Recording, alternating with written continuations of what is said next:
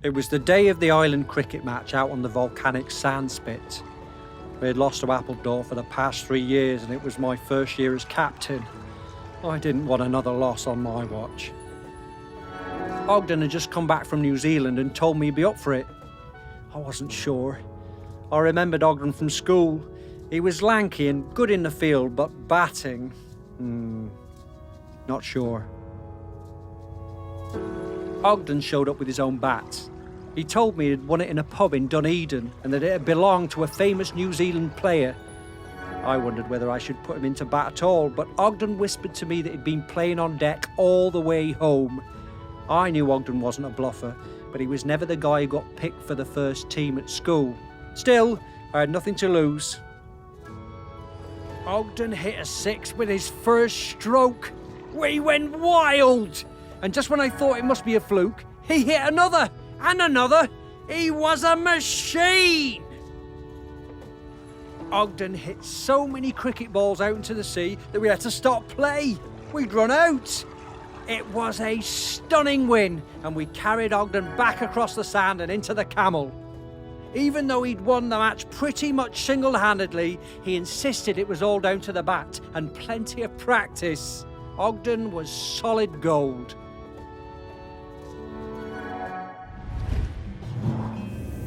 How's that? What a great day that was. And we've beaten Appledore every year since. Those poor chaps never did recover from Ogden's incredible batting.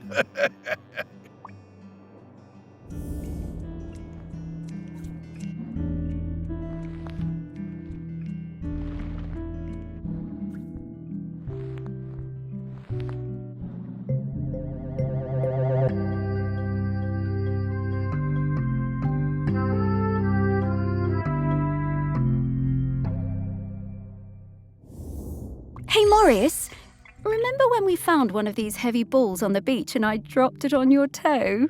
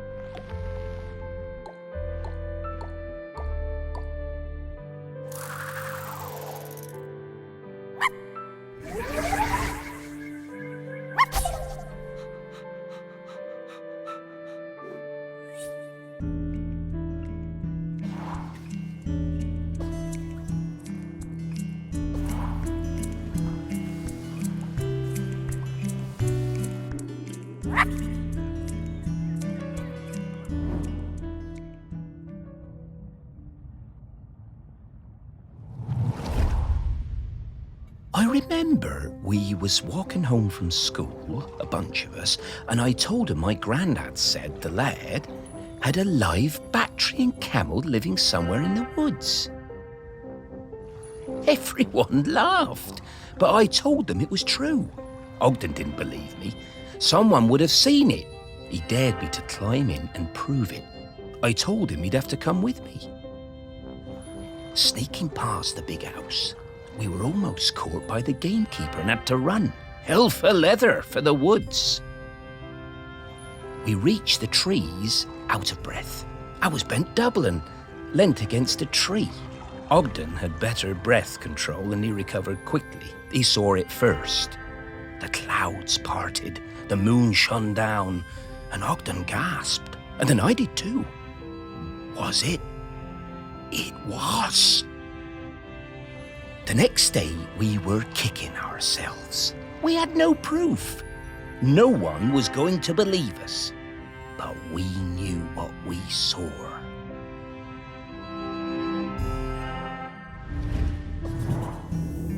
Oh, yeah, he was a couple of years above these chaps at school. Oh, and he's right. No one believed them. We gave them so much stick.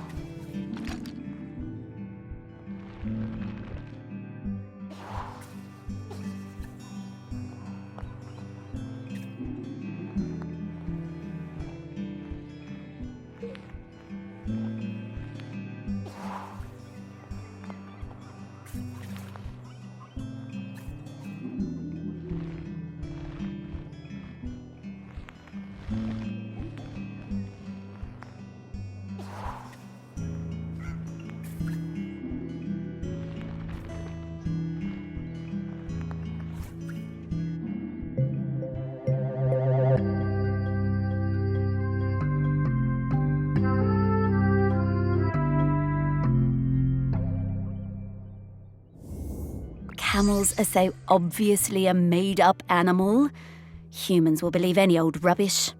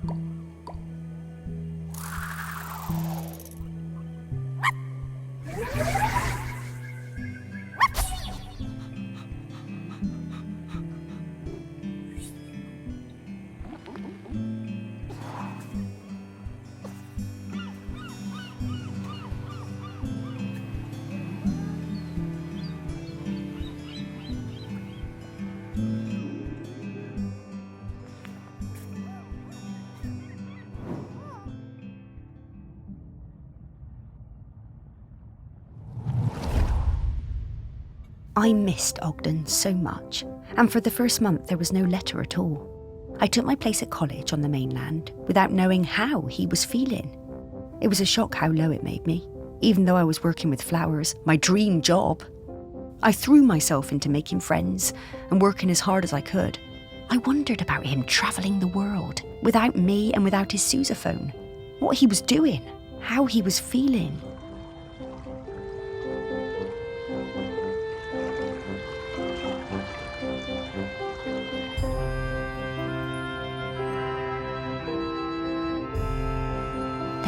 The letters started arriving, and it was amazing. Each one came with a penny from a different country. One from Valparaiso, another from Dakar. I wrote back and told Ogden about my course, trips to Kew Gardens, which were amazing. And Ogden told me about his voyage, watching dolphins and flying fish, crossing the equator. Sometimes we were both lonely. We poured out our hearts to each other. In a funny way, I think the letters made us closer than ever. When he arrived in Christchurch, he'd send me flowers pressed in his letters. I sent him a shell from home, and then he sent me a New Zealand halfpenny. It was my favourite. On one side was the head of a Maori tiki. Ogden told me it was lucky. I came back to the island, and when my father died, I opened up my own florist shop on the quay. I tucked the halfpenny under the front step for luck, polished up Ogden's sousaphone and put it in the window. They both brought me luck, and the shop flourished. One day, Ogden showed up at the shop, completely out of the blue. He told me there was nowhere like Shelmerston, and no one like me. I was so thrilled to see him, I asked him to marry me there and then. He said yes.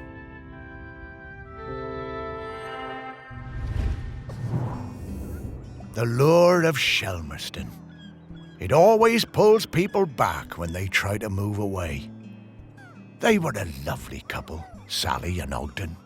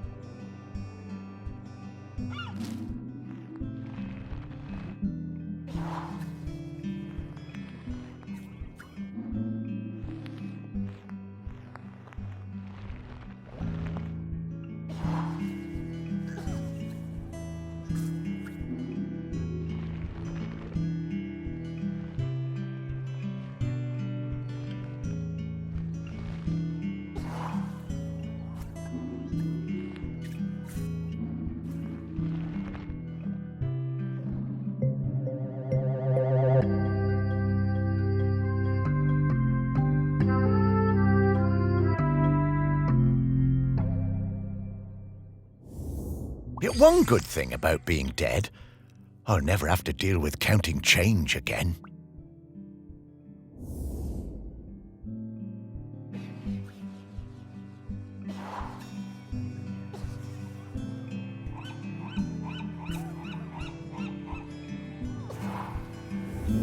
Ah, yes. A very distinctive odour indeed. I reckon I can find him from this. Here I come, Ogden.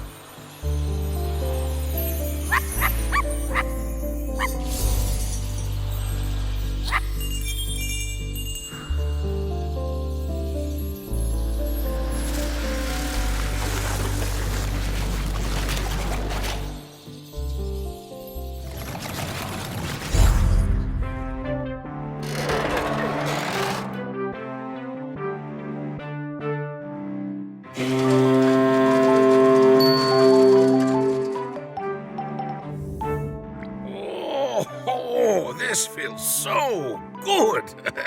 Terrific to see you, Morris. Oh, it's great to see you too, mate. Have a stretch, Ogden. We have a question for you. Sparky, owner of the very finest singing voice on the island. What can I do for you? Well, it's about the custodian. We need a replacement. Ah, yes. I've heard that volcano rumbling. Poor Aggie must be very tired. Yes, she is. We need a replacement. Oh, you want me to be the custodian? Well, I'm honored, but I can't. Are you sure? The island is in dire need. I know, and I sympathize, but Sally is the other half of me. I need to watch over her. Everything else may be changing, but she's my constant, and I'm hers. I need to go into the West with her when it's her time. Yes, I understand. You two always did have an enviable connection. We were very lucky to find each other. And I'm still lucky just to watch over her. Makes this place still feel a bit like home, even as it changes. So I'm going to stay. But listen, once you've found the custodian, come back and enjoy a sniff of that beer in the Camel with me, eh? Sure, Ogden. Well, see you around.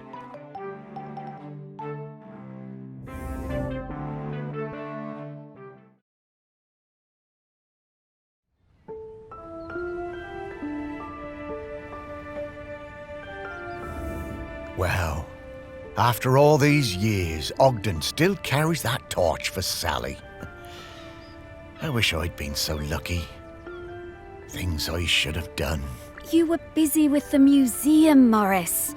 And you did walks, and you did fetch, and belly rubs, and... Yeah, all right, yes. I was very busy. Thank you for reminding me. You did plenty.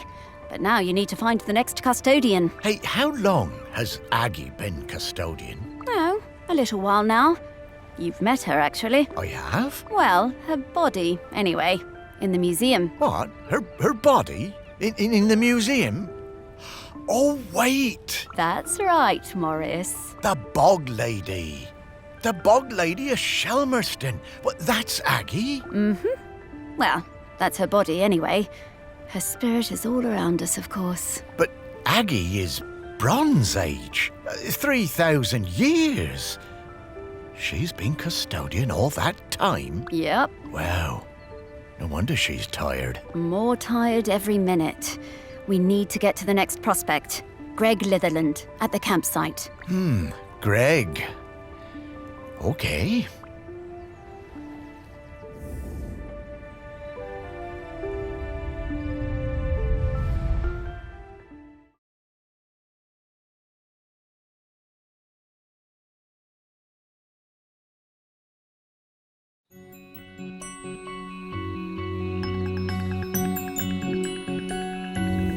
the one part of the island I never spent much time at. I never cared for camping. Although we did find a lot of Bronze Age goods down here. Really fascinating bits and bobs.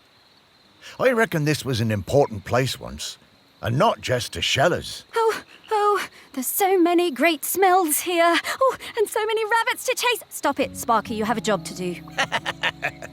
You know, I suppose I do like it better up here now I don't have to worry about combing all those burrs out of your fur. At least this part of Shelmerston isn't changing too much. Yes. Now let's sniff out Greg. Yeah, I always found Greg a bit difficult. That business with the owl of his. He wasn't a bad guy at heart. Just liked animals a bit more than people, sometimes. Maybe. But who can blame him? Let's find some people who remembered him. Dig a little deeper. Memories of Greg Litherland. Here we come.